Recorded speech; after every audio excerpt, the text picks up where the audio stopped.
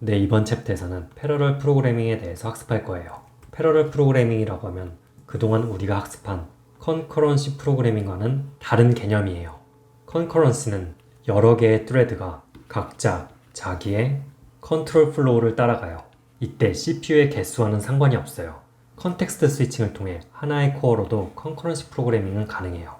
이와는 다른 개념인 패러럴 프로그래밍 같은 경우는 일반적으로 하나의 태스크를 여러 개로 쪼개 여러 코어로 이를 계산을 한 다음 최종 결과를 컴바인해요.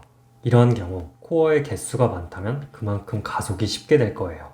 이러한 패러럴 프로그래밍은 깊게 파고 들어가면 전문 지식으로도 버거울 정도로 매우 어려워요. 예를 들어 하나의 어레이가 있다고 가정해 볼게요.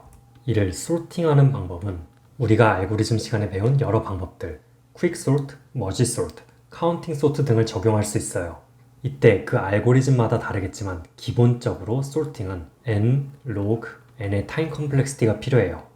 하지만 이를 4개의 코어, 8개의 코어 혹은 몇천 개의 코어를 사용해서 더 빨리 정렬하고자 할 때 이때는 우리가 아는 퀵소트를 적용할 수가 없어요.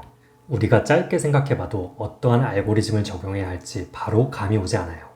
그뿐만이 아니라 이 패러럴 알고리즘을 트리 혹은 그래프와 같은 데이터 스트럭처에 적용을 하고자 하면 그 난이도는 매우 높을 거예요. 또 제가 일하고 있는 컴퓨터 비전 인더스트리 실무에서는 프리의 트랜스폼이나 이미지에서 어떠한 피처를 추출하고자 할 때 아니면 머신러닝 트레이닝 알고리즘을 돌릴 때 속도의 가속을 위해서 이 부분을 병렬로 만들기도 해요. 더 나아가 딥러닝에서 사용이 되는 컨볼루셔널 뉴럴 네트워크 같은 경우도 여러 인풋에 대해 같은 연산을 적용해요. 이러한 연산을 GPU에서 계산을 함으로써 엄청난 연산 가속을 만들어냈고 이게 현실적으로 가능해지면서 우리가 아는 딥러닝 세상이 온 거예요. 하지만 우리는 지금 이해하기 어려운 패러럴 알고리즘에 대해서 배우는 것이 아니라 모던 C++ 패러럴 프로그래밍을 배우고 있기 때문에 아주 간단한 연산들에 대해서만 학습할 거예요. 이런 간단한 병렬 연산부터 할 줄 알아야 나중에 복잡한 패러럴 프로그래밍도 할 수 있어요. 그래서 이번 챕터에서는 기초 수준의 병렬 프로그래밍을 C++의 여러 방법으로 구현해보면서 각 방법의 장단점들에 대해서 살펴볼 거예요. 그 첫 번째 예제는 배열의 각각의 엘리멘트에 병렬적으로 어떤 연산을 적용해 볼 것이고 두 번째는 배열 전체를 하나의 결과로 만들어 볼 거예요. 예를 들어 1억 개의 더블 타입의 데이터가 있다고 가정할게요. 코드로 다시 표현하면 1억 개의 카운트를 만들어요. 더블 타입의 벡터를 선언해서 개수는 1억 개, 그리고 각 엘리멘트는 1로 이니셜라이즈를 해요. 여기서 for 룹을 돌려서 각 엘리멘트에 2를 곱하고 다시 각 엘리멘트에 인덱스를 더할 수 있어요.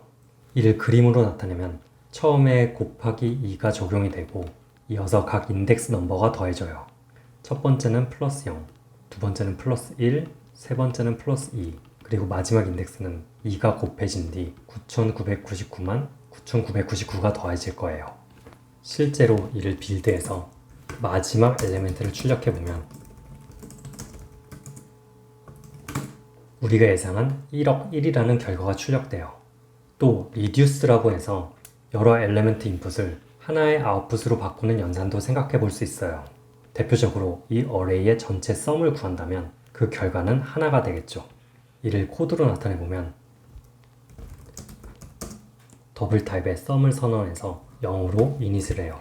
그리고 for 룹 안에서 각 엘리멘트를 하나씩 더해준다면 그 결과는 1억이 나올 거예요. 이를 빌드해서 실행을 하면 우리가 예상한 1억이라는 아웃풋이 나온 걸 확인할 수 있어요. 이러한 간단한 연산들을 이번 챕터에서는 병렬 프로그래밍을 통해 연산을 가속할 거예요. 그럼 그 과정 중에 데이터 레이스나 폴스 쉐어링과 같은 문제점을 만나게 돼요. 당연하게 챕터를 진행하면서 이러한 문제점을 해결할 수 있는 법들에 대해서 알아볼 거예요. 그럼 이렇게 이번 시간에는 패러럴 프로그래밍 챕터 진행하면서 어떠한 연산을 해볼 것인지 간단하게 알아보았고 바로 다음 영상부터는 std thread를 사용한 병렬 프로그래밍 방법 그리고 이를 사용했을 때 생길 수 있는 문제들에 대해서 알아보도록 할게요.